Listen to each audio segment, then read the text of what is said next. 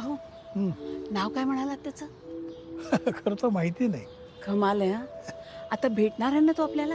हो, पण अगं काल फोनवर बोलताना तेवढंच म्हणला की सर मी गुंड्या बोलतोय म्हणून. आता हॉस्टेलच्या प्रत्येक बॅचमध्ये 10-10 गुंड्या आहे. हम्म. 7-8 बंड्या आहे. कुणी मंग्या, कुणी पशा. आता पोरांच्या हॉस्टेलमध्ये धड नावानं कोणी हाक मारतं का? कसं कळणार कोण गुंड्या ते? गाडी आली. हां.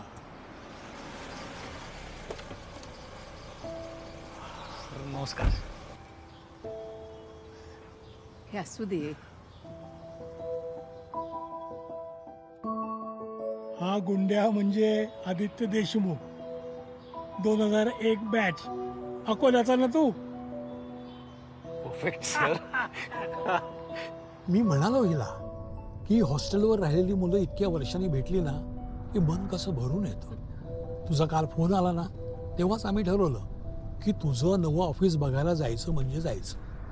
अभिमान वाटतो रे तुमची प्रगती बघून.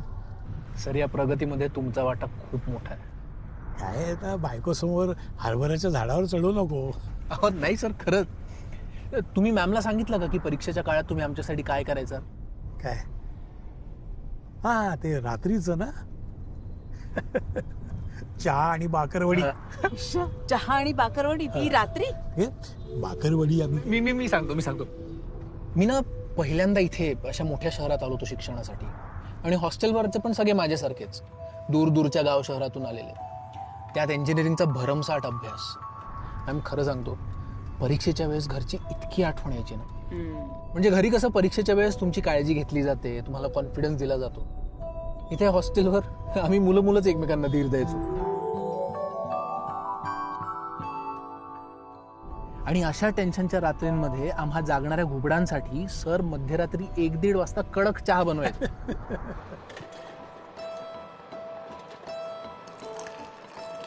मग अभ्यासातून एक छोटा ब्रेक घेऊन आम्ही मेसमध्ये यायचो, चहा प्यायचो, आणि चहासोबत असायची परात भरून बाकरवडी. परात भर? येस. एवढंच नाही, सरांकडे एक VCR होता सर. तो ते टीव्हीला जोडायचे, आणि त्या ब्रेकमध्ये आम्हा सगळ्यांना सरांनी रेकॉर्ड करून ठेवलेले सचिनचे इनिंग्स दाखवायचे. He's going the distance here. Tendulkar is dreaming big. He's showing India what is possible. He's turning it on here. This is some exhibition. Tendulkar at his best is a sight to behold. Ma'am एवढं भारी वाटायचं. सचिननी मारलेला एक shot पाहून असं वाटायचं की बास उद्या परीक्षेत येणाऱ्या प्रत्येक प्रश्नाला पण असंच फोडायचं. डायरेक्ट स्टेडियमच्या बाहेर सगळे मुलांना आम्ही एकदम असे जाम चार्जअप व्हायचो, आणि पुन्हा अभ्यासाला लागायचो. टेन्शन कुठल्या कुठे निघून जायचं. अडत आहे सर.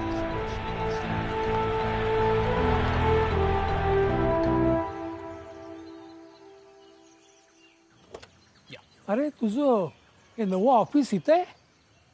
हो, बिल्डिंग जरा जुनी आहे पण. अरे असू दे रे, तू स्वतःच काहीतरी सुरू करतोस ना, ते महत्वाचं. हो की नाही? या सर या.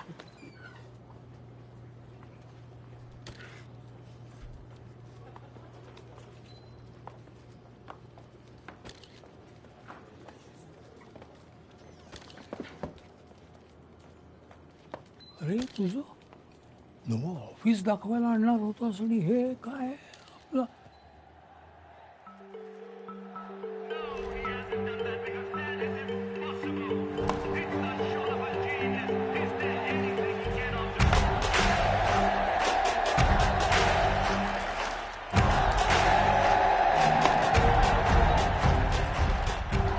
सर तुम्ही इतके मोठे फॅन सचिनचे, त्याला भेटलाय की नाही कधी?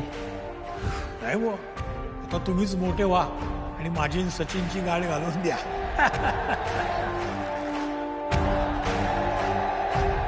नमस्कार सर.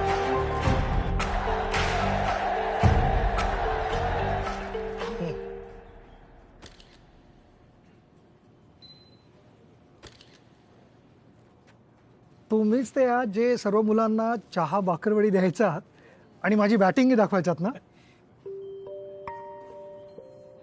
या ना प्लीज. अरे तू म्हणजे सचिन कमाल केली.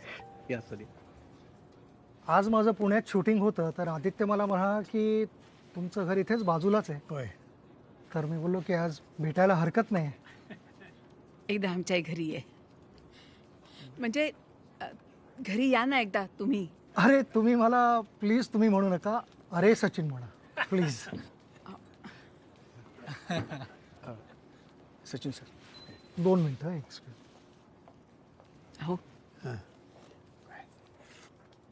भाकरवडी. गुंड्या, ही बाकरवडी तुझ्यासाठी आणली होती, ती सचिनला देऊ. चालेल. अरे वा, भाकरवडी. मीही भाकरवडी आणि चहा सांगितला होता.